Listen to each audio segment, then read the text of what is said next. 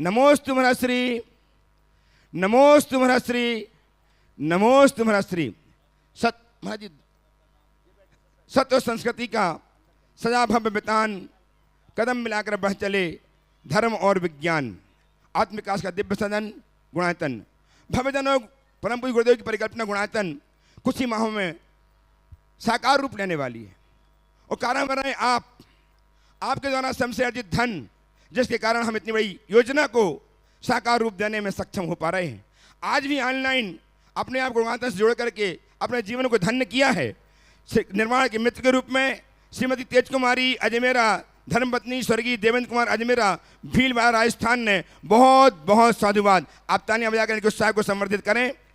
निर्माण सारथी के रूप में पोपटलाल जी देवचंद जी कोठारी की स्मृति में श्री अजित कोठारी, प्रणोती कोठारी, शोलापुर महाराष्ट्र ने अपने आप को संबद्ध किया है। बहुत बहुत साधुवाद। भव्यजनों, आपके समक्ष भी उपाय हैं, आपके समक्ष भी अवसर है, जबकि आप गुणायतन से जुड़ करके अपने जीवन को धन्य कर सकते हैं। आप गुणायतन आएँ, गुणायतन देखें और गुणायतन की संरचना में अपनी सहयोग प्रदान करके अपने जीवन को धन्य करें। मैं आज परम पूज्य गुरुदेव के इस कार्यक्रम से आपको संबद्ध करूं, अतः मैं चाहता हूं कि परम श्रद्धेय भैया अशोक जी, बालब्रह्म अशोक जी, दसम प्रतिमाधारी भैया जी इस कार्यक्रम को गति प्रदान करें। आइए भैया जी, लीजिए। आइए बंधुओं, पंच कल्याणक प्रतिष्ठा महामहोत्सव के पावन पुनीत मंगलमयी वेला, गर्भ कल्याणक का दिवस और आज सायंकालीन शंका समाधान के इस सत्र से हम आपके लिए सीधे सीधे जोड़ रहे हैं और प्रश्न करने के लिए हम आमंत्रित कर रहे हैं श्रीमती कोमल अमित जी सेठी रामगढ़ से। श्रीमती कोमल अमित जी सेठी रामगढ़ से। इसके बाद तैयार रहेंगे हमारे बीच अशोक जी पांड्या, महामंत्री गुणायतन पहुंच चुके हैं, कृपया मंच पर अपना स्थान ग्रहण करें। आगे प्रश्न के लिए तैयार रहेंगे श्रीमती रीना बगड़ा। नमोस्तु गुरुवर, नमोस्तु नमोस्तु नमोस्तु। यहाँ से करना, चलो अभी वहीं कर लो, उसके बाद यहाँ से करना। चलो महाराज श्री, आज आपने प्रवचन में बताया कि आज गर्भ कल्याणक है और जब माता गर्भ धारण करती है तो इंद्र रत्नों की वर्षा 6 महीने पूर्व से करना शुरू कर देते हैं और उनकी अष्ट देवियाँ सेवा में रत रहती हैं। तो जब पार्श्वनाथ भगवान का भी इसी प्रकार रत्नों की वर्षा 6 माह पूर्व हुई होगी, तो जब इंद्रों को इतना ज्ञान उनके आने से पूर्व रहता है, तो पार्श्वनाथ भगवान पे जब कमठ ने उपसर्ग किया तो इंद्र क्यों नहीं आए, या वे उनकी तपस्या या परीक्षा ले रहे थे? ऐसा है, एक नीति है बुद्धि कर्मानुसारिणी, समझ गए। जब कर्म प्रतिकूल होता है तो सामने वाले की बुद्धि ऐसी ही हो जाती है। आदिनाथ भगवान को वैराग्य क्यों नहीं हो रहा ये सोच कर इंद्र ने नीलांजना तो भेज दिया, पर आहार क्यों नहीं हो रहा इसकी चिंता नहीं की, समझ गए। तो ध्यान रखना, दूसरा भी हमारे लिए तभी निमित्त बनता है जब हम कुछ कर सकते हैं। प्रश्नकर्ताओं को यहाँ ऊपर बिठा लो जितने भी हैं, और यहीं से सवाल करेंगे। जो नीचे रहेंगे वो नीचे, बाकी ऊपर बिठा लो, ऊपर से करेंगे। आ जाइए। श्रीमती रीना जी बगड़ा, अनशरा यूपी से। जल्दी से आइए। हाँ, जल्दी से पहुँचें। जब तक जिनका नाम लिया है वो तैयार रहेंगे। आपके बाद तैयार रहेंगे श्रीमती हीरा देवी जी बरजात्या, हजारीबाग। ओ हाँ, बोलिए। गुरुवर के चरणों में नमोस्तु नमोस्तु नमोस्तु। गुरुवर, आज गर्भ कल्याणक का दिन है और मेरा प्रश्न भी इसी से जुड़ा हुआ है। आज आपने गर्भ धारण कल्याणक के बारे में बहुत सी बातें बताई। आपने ये भी बताया कि गर्भ के दौरान अगर पूजा पाठ धर्म ध्यान अगर किया जाए तो उसका असर बच्चों पे पड़ता है। तो गुरुवर, मेरा प्रश्न ये है कि मैंने अपने टाइम पे पूजा पाठ धर्म ध्यान अपने मन से बहुत किया था, पर मेरी बेटी भगवान को नहीं मानती है, ऐसा क्यों? देखिए, बात ऐसी, एक है संस्कार, एक है संगति। हमें अच्छे संस्कारों के साथ साथ संगति का भी ध्यान रखना चाहिए। कई बार हम संस्कार तो दे देते हैं पर संगति का ध्यान नहीं रखते। हमने उन्हें कहाँ पढ़ाया, कैसे माहौल में उसका पालन पोषण हुआ, गर्भ के संस्कार के बाद हमारे घर का संस्कार कैसा था, हमें इन सब बातों पर भी पूरी तरह ध्यान रखना चाहिए। दोस्तों की क्या मनोदशा थी, इन सब का भी हमें ध्यान रखना चाहिए। तो बहुत सारे कारण ऐसे होंगे, पर मैं इतना मानता हूँ कि संस्कार धूमिल होते, नष्ट नहीं होते, समय पर फिर उभरेंगे और जिस चीज़ की कमी आप महसूस कर रहे हैं उसकी पूर्ति हो। नमोस्तु गुरुवर, ओ नमोस्तु। हाँ, श्रीमती हीरा देवी जी बड़जात्या हजारीबाग से हैं और भावना योग के लाभ पर अपना अनुभव यहाँ पर शेयर करेंगी। बंधुओं, हम आपके लिए बतला दें, पंचकल्याणक प्रतिष्ठा महामहोत्सव के अंतर्गत आज प्रातःकाल पूज्य महाराज श्री के द्वारा 5 बजे से भावना योग करवाया गया है। 2 दिवसीय यह भावना योग का कार्यक्रम है जो यहाँ के लोगों की प्रार्थना पर महाराज श्री ने यह भावना योग का अवसर प्रदान किया है। कल भी प्रातःकाल 5 बजे से पूज्य महाराज श्री के द्वारा भावना योग करवाया जाएगा और साथ ही साथ आप इसको लाइव आदिनाथ चैनल के माध्यम से और प्रामाणिक ऐप पर आप लाइव भावना योग कर सकते हैं। आगे तैयार रहेंगे श्री अनिल कुमार जी चूड़ीवाल। मैं हजारीबाग से हीरा बड़जात्या। मैं टीवी पे सुनी कि महाराज जी 2 दिन का भावना योग करवा रहे हैं, तो मैं सिर्फ भावना योग करने के लिए यहाँ आई हूँ। मैं 2017 में गठिया जैसी बीमारी से बहुत ज़्यादा पीड़ित हो गई थी। यहाँ तक कि मैं अपने हाथ से कुछ कर नहीं सकती थी, न अपने बदन कपड़े वगैरह कुछ भी नहीं। मैं हजारीबाग, रांची, बेलूर, मद्रास सब जगह दिखाई, दवा ले लेके परेशान हो गई। फिर मैं 2 साल पहले से भावना योग करना शुरू की। तो भावना योग करने के साथ साथ 1-2 महीना दवा ली होंगी, बाकी आज मेरी सारी दवाइयाँ बंद है। आज मैं एक भी दवा नहीं खा रही हूँ। मेरे ये हाथ ऐसे ऊंचा नहीं होता था, कपड़े नहीं पहन सके, आज ये दोनों ही मेरा ऐसे सब कुछ अच्छा से मैं कर रही हूँ। मैं सुबह 4 से 5 नमोकार लिखती हूँ, 5 से पौने 6 बजे तक भावना योग करती हूँ। आज मैं गुरुवर की कृपा से मैं स्वस्थ हूँ, मैं मस्त हूँ, मैं स्वस्थ हूँ, मैं मस्त हूँ। निश्चिंतो हम, जब आप जैसे गुरुवर का हाथ हमारे सर पर है तो अब हमें किसी चीज़ का डर नहीं है। मैं निश्चिंत हूँ, मैं निश्चिंत हूँ। बस मैं 2 लाइन बोलना चाहूँगी। दुनिया छोड़ी, दौलत छोड़ी, छोड़ दिया घर बार, मुनिवर के दीवानों ने छोड़ दिया राजघराना। जब से मैंने नमोकार मंत्र और भावना योग करना शुरू किया, तब से विपत्तियों ने मुझसे टक्कर लेना ही छोड़ दिया। आज मैं बिल्कुल स्वस्थ हूँ, स्वस्थ हूँ, स्वस्थ हूँ। यह गुरुवर की कृपा है। नमोस्तु महाराज जी, नमोस्तु महाराज जी। बस आपसे मैं कहना चाह रही हूँ, आप लोग पहले 21 दिन तक का कीजिए। 21 दिन में आपकी हैबिट हो जाएगी। उसके बाद आप लोग 90 दिन तक कीजिए। 90 दिन करने के बाद आप लोग खुद महाराज जी के पास आके अपना बताओगे कि हमें क्या फ़ायदा हुआ है। मैं तो आज भावना युग से नया जीवन पाई हूँ। मेरे गुरुवर प्रमाण सागर जी नहीं, मेरे लिए भगवान है, भगवान है, भगवान है। मेरे लिए यही चलते फिरते भगवान है। मैं तो इन्हीं को भगवान जानती हूँ। नमोस्तु, नमोस्तु, नमोस्तु। चलिए।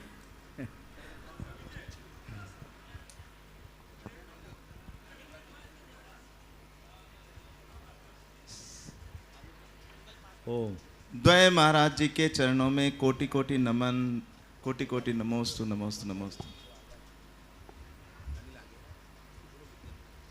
महाराज जी, कोई इंसान अपना अधिकांश जीवन देव शास्त्र व गुरु के प्रति गहरी श्रद्धा व भक्ति रखता है और जिनवाणी व आगम अनुसार अपना जीवन यापन करता है, परंतु अपने जीवन की ढलान पर उसे सब विस्मृत हो जाता है। मंदिर व देव दर्शन छूट जाते हैं, यहाँ तक कि नमोकार मंत्र भी सुनाओ तो उन्हें नहीं सुहाता। और इसके विपरीत भी देखते हैं कि पूरा जीवन मौज मस्ती में गुजारने वाला अंतिम वर्षों में धर्म में लीन हो जाता है। ऐसा क्यों होता है महाराज जी? देखिए, यही विचित्रता है। कई लोगों के साथ ऐसा होता है। शास्त्रों की दृष्टि से बताऊं तो साधारण व्यक्तियों की बात जाने दीजिए। सुत केवली जैसे मुनि राजों के साथ भी ऐसा होता है। गुरुदेव जब भगवती आराधना पढ़ा रहे थे तो एक बार उन्होंने कहा, ये अंत में भगवान का नाम स्मरण और होश बना रहे ये शुद्ध केवलियों के लिए भी बहुत दुर्लभ है। शरीर ढलता है, उसका मस्तिष्क पर भी असर पड़ता है, और कई बार ऐसा हो जाता है कि व्यक्ति की मति भ्रमात्मक स्थिति बन जाती है, और उस मति भ्रमात्मक स्थिति में व्यक्ति अपना सारा सुध बुध सब खो देता है, उसे कुछ होश नहीं रहता, कुछ समझ नहीं रहता। तो पहले तो मैं ये कहूँगा कि हमारे साथ ऐसी स्थिति आए उससे पहले हम अपने आप को जागरूक रखें, और उससे बचने के लिए हम अधिक उम्र में ज़्यादा खटने का काम न करें। व्यापार व्यवसाय या घर गृहस्थी के विकल्पोत्पादक कार्यों से अपने आप को यथासंभव दूर रखें, ताकि हमारा हरासमेंट कम से कम हो। एक बात। दूसरी बात जो आपने की कि जीवन भर मौज मस्ती में जीने वाले व्यक्ति के साथ भी कई बार ऐसा देखने को मिलता है कि अंत में वो भगवान का नाम सुमरते हुए अपना कल्याण कर लेते हैं। तो फिर जीवन भर धर्म ध्यान करने का क्या लाभ, वही ज़्यादा अच्छा है। ऐसे लोगों के लिए एक भगवती आराधना जैसे ग्रंथ में ही एक बहुत अच्छी बात कही। आपके ही सवाल को किसी ने घुमा करके पूछा, और पूछा कि जीवन भर त्याग तप करने की जरूरत क्या, भरत महाराज की तरह अंत में आराधना करो, अंतर मुहूर्त में बेड़ा पार, और पूरे जीवन मौज मस्ती राजभोगो। तो वहाँ जो जवाब दिया मैं समझता हूँ आज के संदर्भ में वो बहुत उपयोगी है। उन्होंने कहा कि भैया, किसी महानगर के व्यस्ततम चौराहे पे दिन के 12 बजे यदि किसी अंधे को कोई निधान मिल जाए तो यह देख करके कि अंधे को खजाना मिलता अपनी आंखें फोड़ लेना बुद्धिमानी नहीं है। बात समझ में आई? अंधे को खजाना मिल सकता, असंभव नहीं है, लेकिन हर अंधे को खजाना नहीं मिलता। इसलिए सतत सावधान रहो। अंत में मैं ठीक रहूं, क्या भरोसा, आज तो ठीक रहो। मैं तो एक ही बात जानता हूं, जिनकी जिंदगी ढंग की होती है उनकी मौत भी ढंग की होती है, जिनकी जिंदगी बेढंगी होती है उनकी मौत भी बेढंगी होती है। तो अपने जीवन को हम ढंग से जिएं ताकि ढंग से मर सकें। पर महाराज जी, हमने तो ऐसा देखा 75 साल तक एकदम ढंग की जिंदगी जी उन्होंने। ये अपवाद है, कर्म का उदय है, किसी को नहीं छोड़ता। लेकिन एक और बता रहा हूँ, इसमें भी कई अनुभव। अंत में ऐसे लोगों के भी ऐसे संस्कार जग जाते हैं जिसकी आप कल्पना न करें, और जीवन भर का किया गया तप त्याग ज्ञान आराधन काम में आता है। मैं एक घटना सुनाता हूँ। इनके ही गांव के एक सज्जन थे, सुदर्शन जी के, पिंडरई के, बड़े स्वाध्यायशील व्यक्ति, दान प्रिय व्यक्ति, समाज के एक मजबूत स्तंभ और संयम साधना के साथ जीवन यापन करने वाले सेठ चतुर्बुद्धि। मैं जबलपुर में था, 1997 की बात है। एक दिन उनकी बहू ने, जो बड़ी धर्मात्मा और समझदार बहू थी, उन्होंने आकर के मुझसे कहा, महाराज जी कक्का जी को थोड़ा समझाइए, आजकल इनकी लालसा बहुत बढ़ रही है, और महाराज जी जीवन में कभी कुछ गड़बड़ नहीं किया, लेकिन अब तो कभी कभी ये सूने में डब्बे से रात में भी निकाल के खा लेते हैं। मैंने कहा ठीक है, मुझे मेरे पास लेके आना, मैं समझाऊंगा। वो मेरा बहुत लिहाज करते थे, मुझे बहुत मानते थे। संयोग से उसी दिन उनको श्वास का अटैक आया, 3 दिन अस्पताल में रहे। डॉक्टरों ने भी जवाब दिया। अस्पताल से वो मेरे पास लेकर आए, पूरा शरीर सूजा हुआ था, और जब मैं बात करूं तो बिल्कुल उठपटांग बातें, मैं खेत की कहूं वो खलिहान की कहे। मुझे लगा मामला तो बिगड़ गया, एकदम मति भ्रमात्मक स्थिति। मैंने कहा ठीक है, इनका क्षेत्र परिवर्तन किया जाए। अपने कक्ष के बाजू में मैंने उन्हें रखा और कहा शाम को बात करेंगे, ये 1 बजे की बात है दिन की। आप सुनकर ताज्जुब करोगे, शाम को आचार्य भक्ति के उपरांत जब मैं उनसे मिलने गया तो मुझे ऐसा लगा जैसे मैं किसी तत्वज्ञानी सम्यक दृष्टि से बात कर रहा हूँ। मैंने पूछा क्या हाल है? बोले काया की आप देख रहे हैं, आत्मा माला माल है। काया की आप देख रहे हैं, आत्मा माला माल है। मैंने पूछा क्या खाओगे? बोले अनंत काल बीत गया खाते खाते, फिर भी कुछ लेना है? मेरी कोई इच्छा नहीं, जो गुरु की इच्छा, जो आप कहो। मैंने कहा कोई मन में विकल्प है किसी तरह का? निर्विकल्पो हम निर्द्वंदो हम, उनने एक कारिका सुना दी। मन में बड़ा आनंद आया। हमने कहा ये तो मामला एकदम बिगड़ता हुआ सुधर रहा है।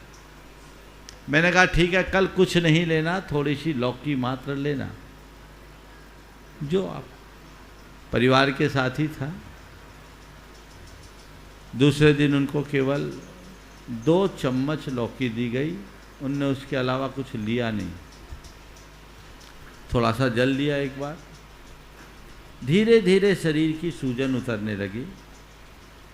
मैं सोच रहा था 2 दिन इनको ट्रायल पे लूँ, तीसरे दिन इन्हें क्षुल्लक दीक्षा देकर इनको यम संलेखना दिलाऊं। रात बीतने का इंतजार था, शाम को मैं मिलकर आया, बहुत जागरूक। उस स्थिति में भी वो जाप आप पूरा करते थे और बिल्कुल पासा ही पलट गया था। अचानक मैं सामायिक कर रहा था, खबर आई कि कक्का जी की तबीयत बहुत बिगड़ गई। मैं उठ के गया, उनके हाथ में माला थी और दीवार से टिके बिना वो माला फेर रहे थे। बेटा घबराहट में कंपाउंडर को बुला लिया, वो सिरिंज भर के तैयार रखा हुआ था कि एक इंजेक्शन लगा दूँ। श्वास चल रही थी। मैं पहुंचा, इशारा से किया, पूछा लगवाना है? उनने एक हाथ से कह दिया नहीं। माला फिरती जा रही है, आंखें बंद है, और मैं बाजू में बैठ गया। माला पूरी हुई, मेरे चरणों में उनने सिर रखा और वहीं प्राण निकल गए। ये जीवन भर के उनकी ज्ञानाराधना, गुरु भक्ति और दानशीलता का फल था। पा गए। इसलिए अच्छे संस्कार कभी व्यर्थ नहीं जाते। कुछ अपवाद हो सकते हैं तो यहाँ भले छूट जाए, भवांतर में जाएंगे। वो सेठ को याद करो, जिंदत सेठ, जो संकलेश के साथ प्यास में तड़प तड़प कर मरा था और जलजीव बन गया मेढक। लेकिन पिछले जन्म का संस्कार ऐसा था कि मेढक के भाव में उसके हृदय में ऐसी भक्ति जगी कि भगवान महावीर का अमर भक्त बन गया। और आज भी आप बोलते यदर्चा भावे न प्रमुदित मना दर दुर इह छनादासित स्वर्गीय गुणगण समृद्ध सुख निधि लभंते सदभक्ता शिव सुख समाजम किम तदा महावीर स्वामी नैन पथगामी भवत में। तो जो संस्कार है, मैंने एक वाक्य कहा था, संस्कार धूमिल हो सकते हैं, नष्ट नहीं होते, वो व्यर्थ नहीं जाएंगे। आज नहीं तो कल वो किसी न किसी रूप में प्रकट होंगे, समझे? तो ऐसी स्थितियां होती है। इसलिए जो मेरे हाथ में उसे करो और आगे बढ़ते चलो। नमोस्तु। श्रीमती प्रिया राजन जी पाटनी, दिशा पाटनी, रामगढ़, जो कि इस पंच कल्याणक प्रतिष्ठा महामहोत्सव के कुबेर इंद्र हैं, आगे तैयार रहेंगे। और गुणायतन के ट्रस्टी भी हैं। हाँ, सब बहुत पुराने ट्रस्टी, बहुत पहले बन गए थे। आगे तैयार रहेंगे श्री नरेंद्र मंजू जी सेठी, गया, ट्रस्टी गुणायतन। द्वय मुनिराजों के चरणों में बारंबार नमोस्तु नमोस्तु नमोस्तु महर्षि। महर्षि, हीरा आंटी की बातें मुझे बहुत अच्छी लगी आज, और वो अनुकरणीय भी है।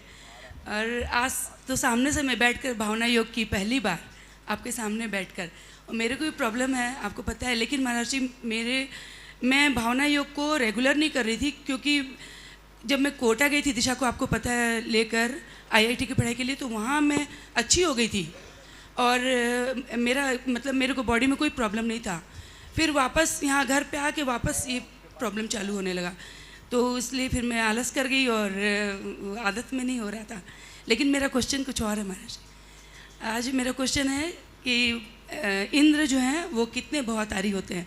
जैसे माता पिता तो मनुष्य गति में है, और जो क्या नाम है, सौदर में हाँ, कुबेर और सनत कुमार महेंद्र सबका कितने भवतारी है, ये मेरे को बहुत बहुत अच्छी बात है। तुम्हें कुबेर और कुबेर की कुबेरानी बनने का सौभाग्य मिला है ना, ये बहुत अच्छी बात है।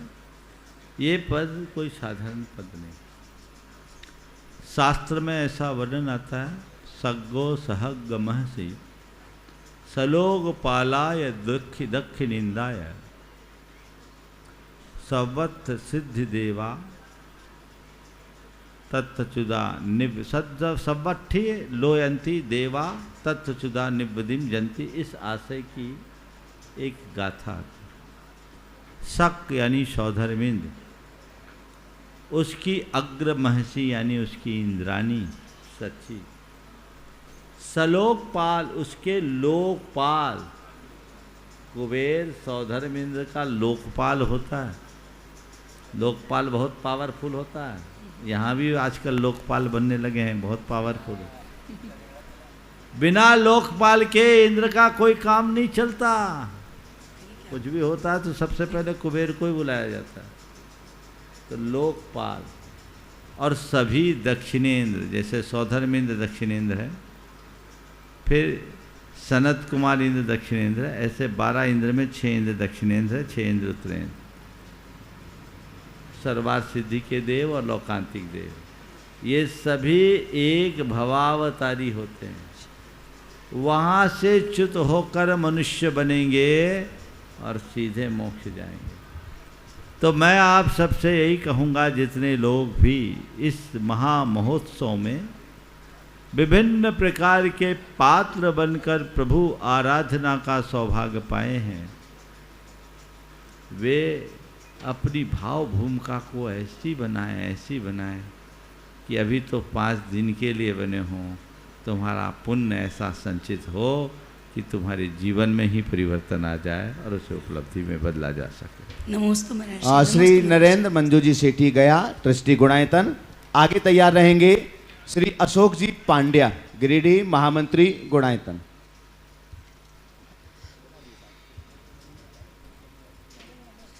दोनों महाराज श्री को नमोस्तु नमोस्तु नमोस्तु। महाराज श्री ऐसे माहौल में रहते हैं वैसा व्यवहार होता है, लेकिन आज जबकि ज़्यादातर समाचार नेगेटिव होता है, ऐसे में हम कैसे सुनिश्चित करें कि कोयले की खान में हीरा पैदा हो, कैसे हमारे बच्चों को अच्छा संस्कार मिले? कोयले की खान में हीरा पैदा हो, ऐसे संस्कार हम कैसे सुनिश्चित करें?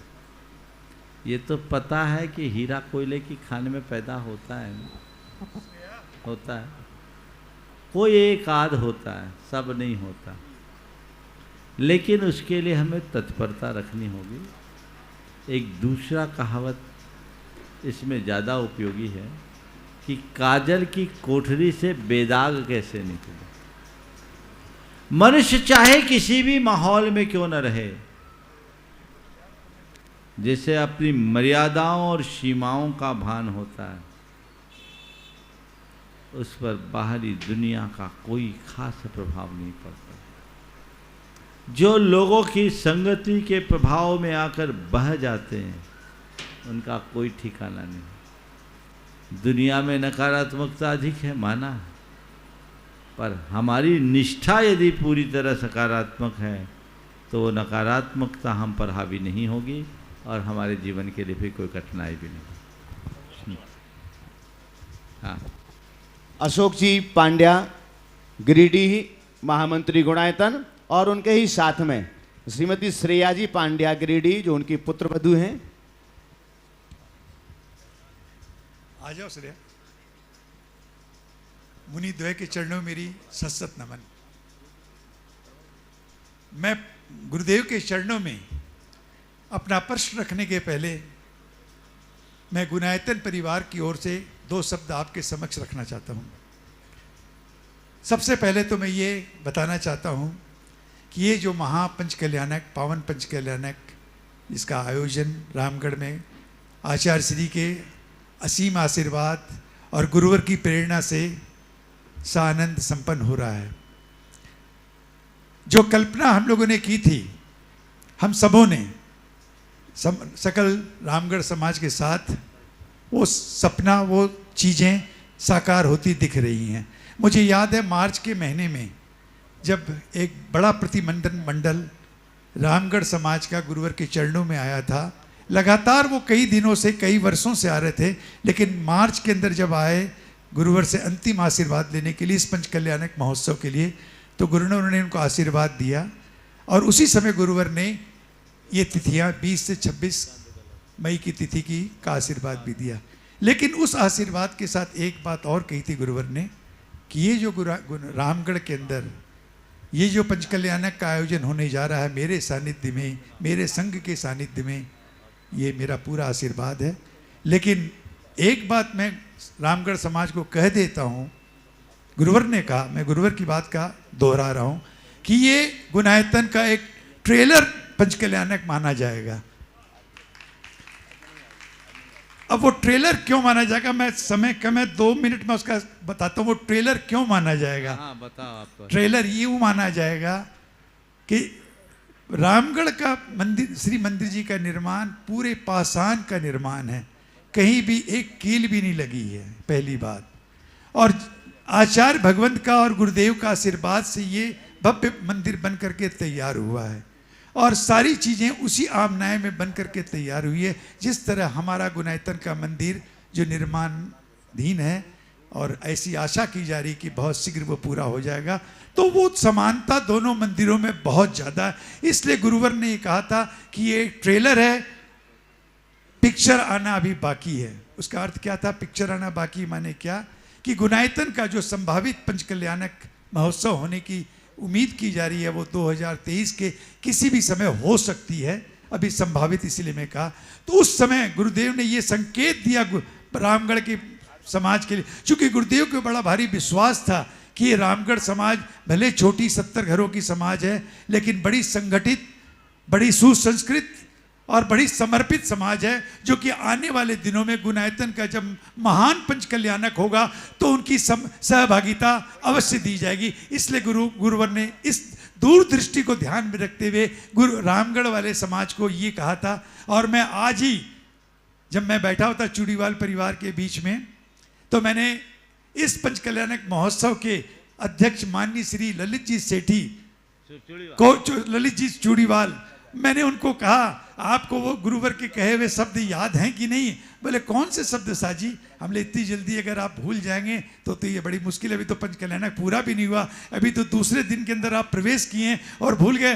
बोले नहीं मैं समझा नहीं, हमने गुरुवर ने आपको एक बात कही थी कि ये ट्रायल है और अभी पिक्चर बाकी है। बोले हाँ मेरे को याद है। हमने आप अपनी स्मरण शक्ति में इसको रखिएगा और भूलिएगा मत, क्योंकि आपकी भूमिका बहुत महत्वपूर्ण होगी गुणायतन के पंच कल्याणक में, जो कि 2023 में संभावित है। ये तो गुणायतन के आपके रामगढ़ और हमारे गुणायतन परिवार का जो संबंध बना उसके बारे में मैंने आपको बताया। अब मैं 2 शब्द गुणायतन के बारे में कहूँ तो देखिए, ये बताते हुए मुझे इस मंच के माध्यम से बेहद हर्ष हो रहा है कि गुणायतन मंदिर जो बिल्कुल पाषाण का मंदिर है, पंचायतन शैली में जिसका निर्माण किया जा रहा है, वो लगभग पूर्ण होने की स्थिति में है। और गुरुवर का जिस तरह से आशीर्वाद और हम लोगों को प्रेरणा समय समय पे मिलती है, अगर वो रही और हम अपने कार्य पे खरे उतरे तो ऐसी उम्मीद की जा रही है कि 2023 में हम मंदिर का पूरा निर्माण जैसा गुरुवर ने आशीर्वाद दिया है, हम उस अनुकूल पूरा करने में सफल हो पाएंगे। इसके साथ गुणायतन की और परियोजनाएं भी चल रही है जो पूर्ण होने की स्थिति में है। थीम पार्क जिसको विश्व स्तरीय अगर हम कहें तो मुझे इस मंच से कहने में गौरव होगा कि वो विश्व स्तरीय बनेगी जिस दिन उसके लिए हम उसका लोकार्पण करेंगे और जिस दिन सारे समाज के सामने उसको प्रस्तुत करेंगे तो हर व्यक्ति यही कहेगा, वाह क्या चीज जैन समाज को मिली है गुरुवर के आशीर्वाद से। ऐसा थीम पार्क बनने जा रहा है। आप जब भी आपको अवसर मिले आप पधारिए, हमारी टीम सदैव आपके लिए खड़ी है और आपको दिखाएगी निर्माणाधीन जो थीम पार्क बन रहा है वो निर्माणाधीन में कितना अलौकिक और कितना अद्वितीय बन रहा है। और जिस दिन उसका लोकार्पण होगा तो हम गर्व से कहेंगे कि जैन समाज की एक ऐसी धरोहर है जो आने वाली संतति को एक ऐसा राह दिखाएगी जो कि कभी भूली नहीं जाएगी। ये गुरुवर की दूरदृष्टि है। देखिए आज की पीढ़ी किताबों में शास्त्रों के अंदर उलझती नहीं, उनके पास समय नहीं है, हाईटेक का जमाना है।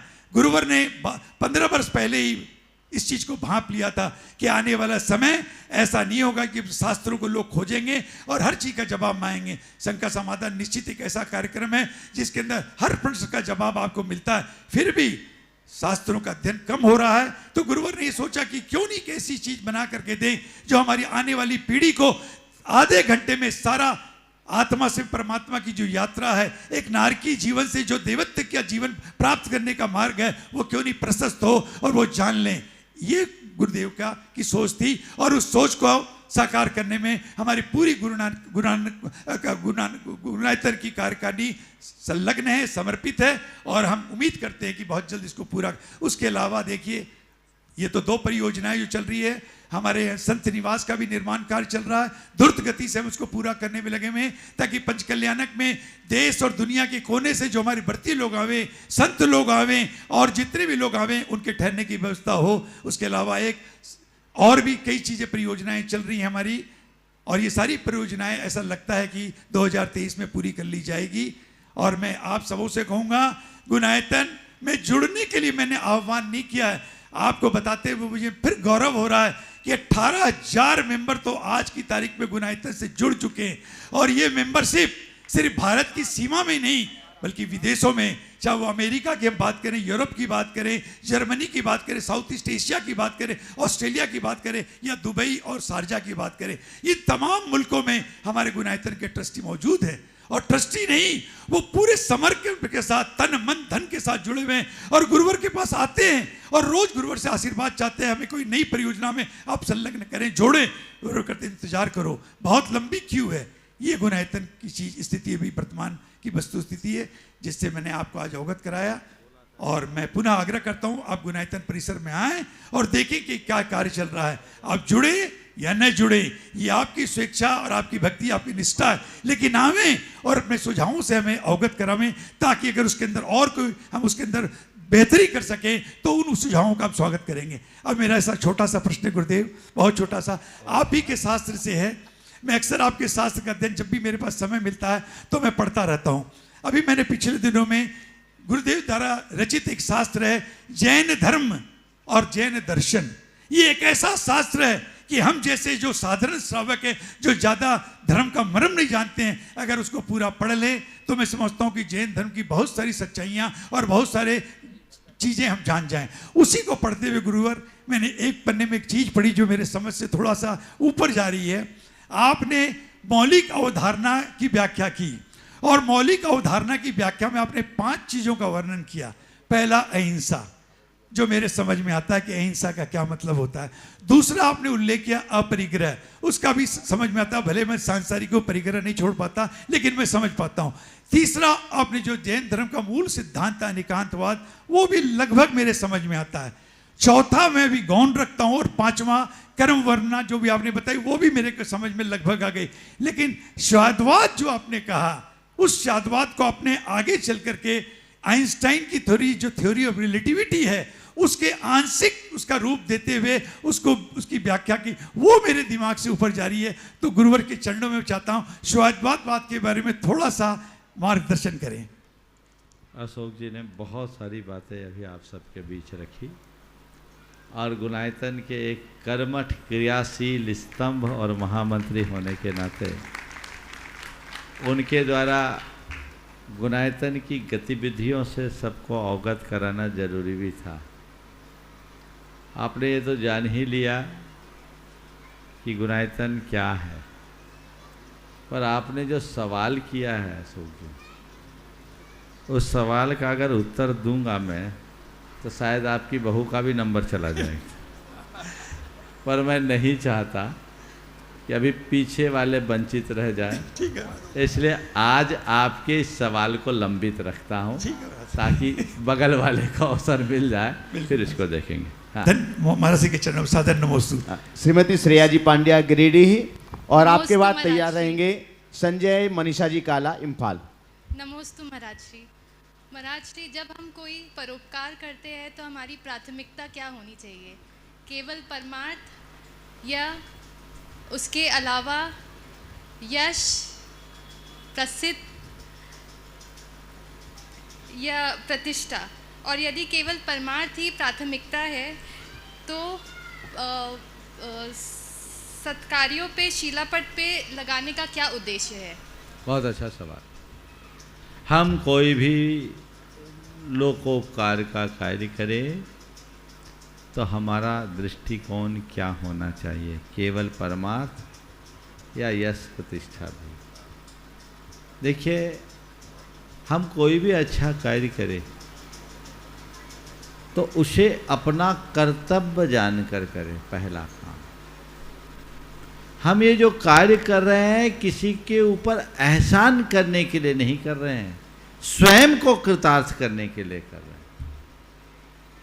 और जो स्वयं को कृतार्थ करने के भाव से कोई अच्छा काम करता है, उसका हृदय अहोभाव से भरता है, मन में अहम भाव नहीं होता। ठीक?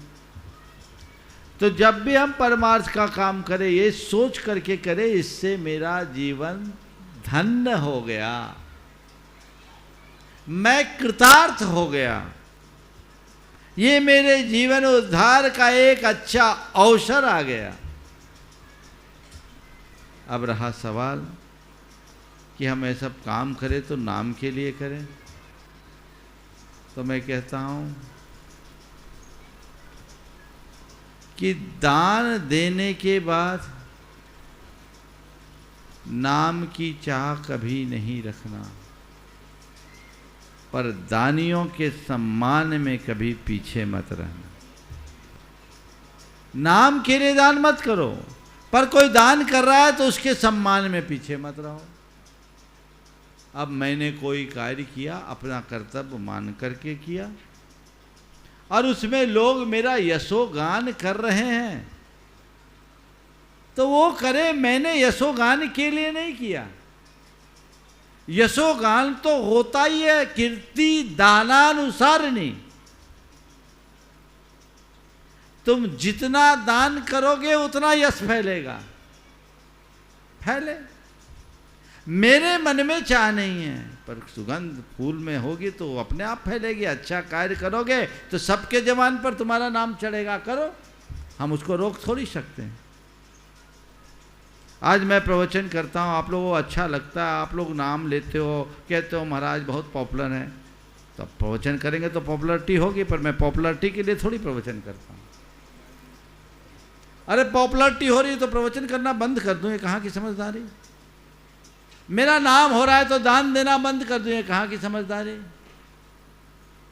दानी का नाम कभी मत छिपाना, क्योंकि एक दानी का नाम लेने से 10 दानी के मन में भाव जागता है।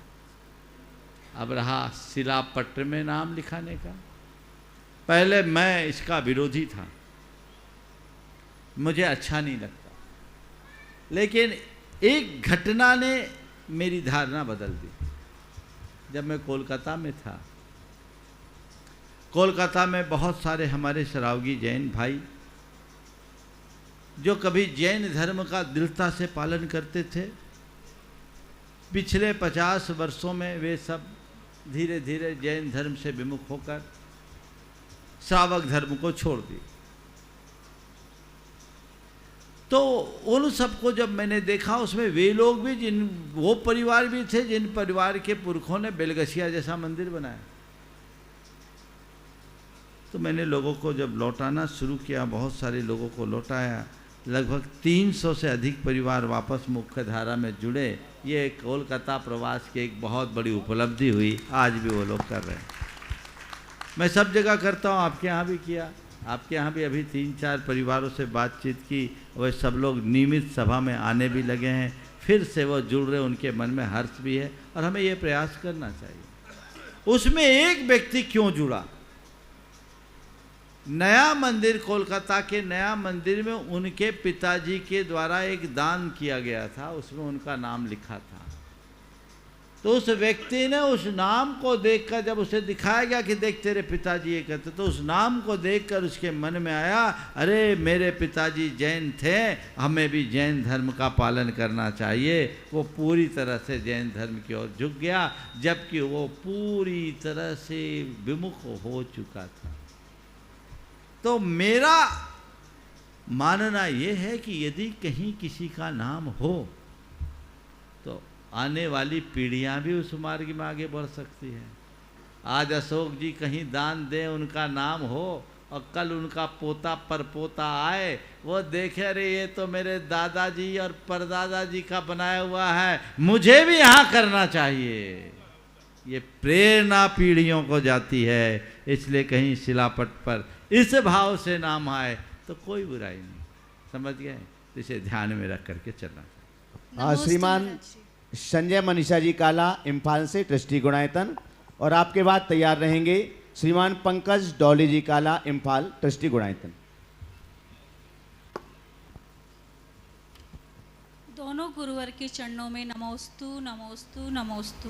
गुरुवर, मेरा शंका ये है कि गुरुदेव, न तो चिंता करने से भविष्य सुधर सकता है और न पछतावा करने से अतीत बदल सकता है, फिर भी हम भविष्य की चिंता और अतीत के पछतावा में क्यों उलझे रहते हैं?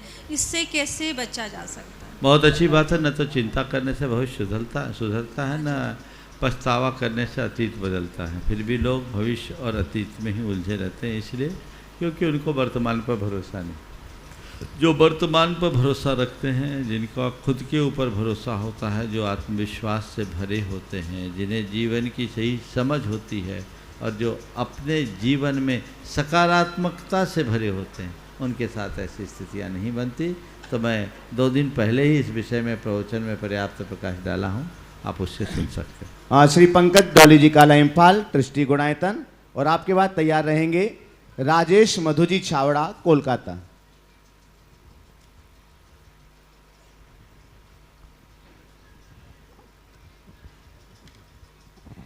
द्वय मुनिराजों के चरणों में सहृदय त्रिवार नमोस्तु अर्पित करते हुए गुरुदेव सर्वप्रथम अपनी मन स्थिति व्यक्त करते हैं, बाद में क्वेश्चन रखेंगे। थोड़ा संक्षेप में करोगे तो अच्छा रहेगा। जी, मन स्थिति क्वेश्चन हम दोनों की है गुरुदेव एक साथ में। तो मन स्थिति ये है गुरुदेव कि पाना चाहते हैं सिद्धालय, पर मन कमजोर, तन कमजोर, आत्मा का चिंतन कमजोर, शक्ति कमजोर, श्रद्धा कमजोर, संयम का पालन कमजोर। तो ऐसी स्थिति में गुरुदेव आप को कैसे प्राप्त करें? इस भाव में ना भी हो सके तो आने वाले भावों में स्वयं को स्वयं से कैसे मिलाएं? कृपया हमारी प्रार्थना को मार्गदर्शन दे प्रभु। बहुत अच्छा सवाल है। मैं एक ही बात कहता हूँ, मन कमज़ोर, तन कमज़ोर, अंदर का साहस कमज़ोर। तो मैं एक ही बात कहता हूँ, अगर ऐसा लगता है कि मैं कमज़ोर हूँ, कुछ मत करो।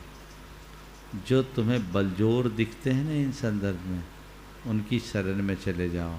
खरबूजे को देख के रंग बदल देगा, और आज तुम कमज़ोर महसूस कर रही हो, कल मजबूत बन सकते। नमोस्तु गुरुदेव, नमोस्तु गुरुदेव, नमोस्तु गुरुदेव। राजेश मधुजी छावड़ा कोलकाता ट्रस्टी गुणायतन। आगे तैयार रहें श्री जय कुमार सुलोचना जी जेके मसाला कोलकाता ट्रस्टी हैं। और हम आपके लिए बता दें, आज के संपूर्ण कार्यक्रम के पुण्यार्जक परिवार भी हैं, चाहे भोजन व्यवस्था हो, चाहे प्रसारण व्यवस्था हो, संपूर्ण कार्यक्रम के आज के पूरे दिन के पुण्यार्जक परिवार हैं। जय कुमार सुलोचना जेके मसाला ट्रस्टी गुणायतन। नमोस्तु गुरुदेव। नमोस्तु गुरुदेव। ये मेरा एक छोटा सा प्रश्न है कि मंदिर में जो पेटी रखी हुई रहती है ना, दान पेटी, जो उसमें 4 दान देते हैं, औसत दान, तो उस पेटी में जब मतलब किसी गरीब की या कोई की मतलब उस पैसे से अपन किसी का हेल्प कर सकते हैं? देखिए, दान पेटी मैंने अनेक बार सुझाव दिया। एक दिन तो एक सवाल आया था कि मंदिर में हम जो पेटी रखते हैं उसे दान पेटी क्यों देते हैं? बात सही, भगवान के आगे दान दे रहे हैं, भगवान को दे रहे हैं, पर वो योगदान पेटी है। सच्चे अर्थों में वो योगदान है।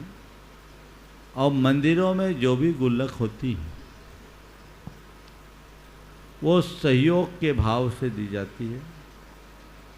मंदिर के गुल्लकों में अलग अलग मद लिखना चाहिए। एक होना चाहिए प्रबंध, और आपको जो भी मंदिर में दान दे सबसे ज़्यादा प्रबंध वाली पेटी में देना चाहिए, जिससे कि उसका मंदिर के रख रखाव में उपयोग हो सके, नंबर 1। दूसरा होना चाहिए प्रभावना। प्रभावना के बहुत सारे कार्य होते हैं। उस पैसे से प्रभावना के जितने भी कार्य आप कर सकते हैं, किसी को भी दे सकते हैं। प्रबंध का पैसा मैनेजमेंट में लगाइए, प्रभावना का पैसा प्रभावना के कार्य में लगाइए, और जो बच जाए उसे मंदिर के अकाउंट में देव द्रव्य बना लीजिए, तो आपको निर्माल्य का दोष नहीं लगेगा। और ये कमेटी के लोगों को करना चाहिए, अन्यथा कमेटी लोग अनपेक्षित पाप के भागी बनते हैं। आपको कहीं बस ले जाना है, कहीं और जाना है, सारा पैसा मंदिर का लगा देते हैं कई लोग। वो निर्माल्य का सेवन है। अब गांठ से तो लोग लगाना नहीं चाहते, और कई बार प्रैक्टिकल भी नहीं है। तो वो आप अगर इस तरीके से डिवीजन कर दें तो आपको दोष भी नहीं लगेगा और आपकी व्यवस्था भी बन जाएगी। ऐसी व्यवस्था बना के चलना चाहिए। नमस्ते। जय कुमार, सुलोचना जैन, जेके मसाला, कोलकाता, ट्रस्टी गुणायतन। और आपके बाद तैयार रहेंगे श्रीमती चंद्रकला जी पाटनी, रांची। नमोस्तु महाराज जी, नमोस्तु महाराज जी। दोनों महाराज को हमारा नमोस्तु नमोस्तु नमोस्तु। संबंध को जोड़ना एक कला है, संबंध को जोड़ना एक कला है, लेकिन संबंध को निभाना एक साधना है। रिश्तों की कदर भी धन की तरह ही करनी चाहिए, क्योंकि दोनों को कमाना मुश्किल है पर गंवाना आसान है। ऐसा क्यों महाराज जी? बिल्कुल सही बात है। धन को कमाना तो फिर भी सरल है, लेकिन रिश्तों को कमा करके उसे निभाना और प्रेम बनाए रखना बहुत कठिन है। इसलिए हमें इन वाक्यों को ध्यान में रखते हुए अपनी प्राथमिकताएं बदलनी चाहिए। लोग बाकी बातों को प्रमुखता देते हैं पर मूलभूत बात को भूल जाते हैं, इसलिए सारे परिणाम उल्टे हो जाते। नमस्ते महाराज जी। दोनों मुनिराजों के चरणों में मेरा बारंबार नमस्ते महाराज जी। एक बुढ़िया प्याज और लहसुन सुखा रही थी। उसी समय एक मुनिराज वहाँ से जा रहे थे। पहले बुढ़िया तुम क्या कर रही हो, रत्न प्रभा पृथ्वी पर जाना है क्या? तो बुढ़िया ने जवाब दिया, महाराज इतना मेरा पुण्य थोड़ी है जो मैं रत्न प्रभा में जाऊंगी, वहाँ तो आप ही जा सकते हो। तो इसमें बुढ़िया का क्या दोष है महाराज जी? क्या दोष लगेगा? देखिए, ऐसी बुढ़िया का कोई दोष नहीं लगेगा, क्योंकि बुढ़िया को कोई पता होता कि रत्न प्रभा पृथ्वी का मतलब नरक है, तब उसे पाप का भागी कहा जा सकता। वो तो सोचिए, महाराज आशीर्वाद दे रहे हैं और रत्नों की प्रभा वाली धरती पर भेज रहे हैं, ये पुण्य मेरा कहाँ से होगा? तो उसने सरलता से बात की और आगे बढ़ाया। मैं तो एक ही बात जानता हूँ, जिसका हृदय सरल होता है वो गुरु की डांट को भी आशीर्वाद के रूप में स्वीकारते हैं, और ऐसे लोगों का सुनिश्चित उद्धार है। नमस्ते महाराज जी, नमस्ते। शालू बरजात्या पटना, श्रीमती शालू बरजात्या जी पटना। आगे तैयार रहेंगे ध्रुव डांडिया, जयपुर।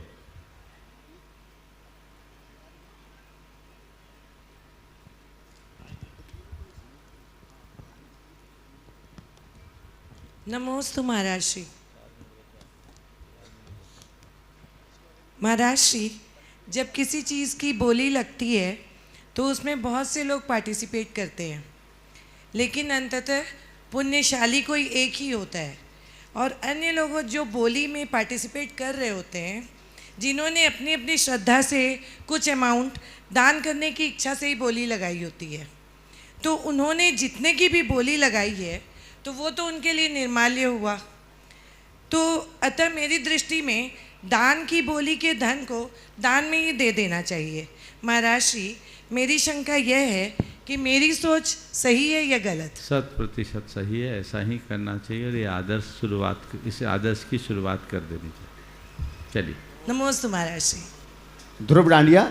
और हम बहुत सम्मान के साथ यहाँ पर आमंत्रित कर रहे हैं अनिल संगीता जी हजारीबाग, अरविंद जी उपाध्यक्ष गुणायतन, अरविंद जी पायल जी हजारीबाग और साथ में ही सुनील नीलू जी हजारीबाग। बंधु, एक ऐसे सौभाग्यशाली पुण्यशाली परिवार जिस परिवार से मुनि श्री प्रमाण सागर जी जैसा रत्न इस देश के लिए मिला, जो सारी देश और दुनिया के लोगों के जीवन चरित्र को परिवर्तित कर रहे हैं। हाँ, बोलो। महाराज श्री के चरणों में नमोस्तु नमोस्तु नमोस्तु। महाराज जी, एक बहुत सरल सा दुविधा में है हम, पर आपके लिए तो सरल है। घर पे बिल्ली ने 3 किटन्स को जन्म दे दिया है। अब वो कभी कभी मांसाहार भी, चूहा या कुछ भी पकड़ के ले आते हैं वहाँ पे। अब अगर हम उनको किटन्स को भगा दें तो वो भी हमारा गलत हो जाएगा, और वो मांसाहार कंज्यूम करते हैं तो वो भी गलत हो जाएगा। तो इसका क्या वो है, सोल्यूशन है? देखिए, सबसे पहली बात तो ये है कि वो बिल्ली आपने पाली है कि घर नहीं, में ऐसे वो घर में आके जन्म दे दी आके है। रह रही है तो रहने दीजिए। आप उसका ना अनुमोदक बनिए न विरोधी। ऐसी व्यवस्था अपने घर में कर लीजिए कि कम से कम वो ऐसे प्राणी को लेकर घर के भीतर प्रवेश न करे, नहीं तो घर में अशुद्धियाँ होगी। बाहर रहे, गार्डन में रहे तो अब उसका कोई उपाय नहीं है, कहाँ भगाएंगे। हर प्रकार के प्राणी हैं, वो अपने तरीके से जीते। लेकिन कुत्ता बिल्ली जैसे प्राणियों को पालने का हमारे शास्त्रों में निषेध है जी। हमें उनका पालन नहीं करना चाहिए। मैंने अनेक बार बोला है, ये नरकायु के बंध का कारण है शास्त्र के अनुसार, हमें इसका ध्यान रखें। नमोस्तु महाराज जी, नमोस्तु महाराज जी। महाराज जी, मेरा प्रश्न ये है कि कहते जिंदगी में 2 दिन की जिंदगी है, एक हमारे हक में होती है और एक हमारे खिलाफ होती है। जिस दिन हमारे हक में होती है तो हमें अहंकार हो जाता है, गुरूर हो जाता है, और जिस दिन हमारे खिलाफ होती है तो उस दिन थोड़ा सब्र हम लोग नहीं कर सकते। तो दोनों के बीच में हम लोग सामंजस्य कैसे बैठाएं? बहुत अच्छी बात है। हक के दिन में हमें अभिमान आता है और खिलाफ के दिन में हम बेसब्र हो जाते हैं। आपने पूछा है दोनों में हम सामंजस्य कैसे बनाएं।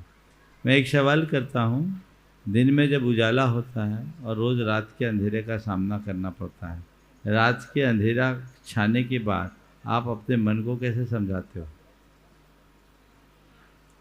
इसलिए ना कि प्रभात होगा।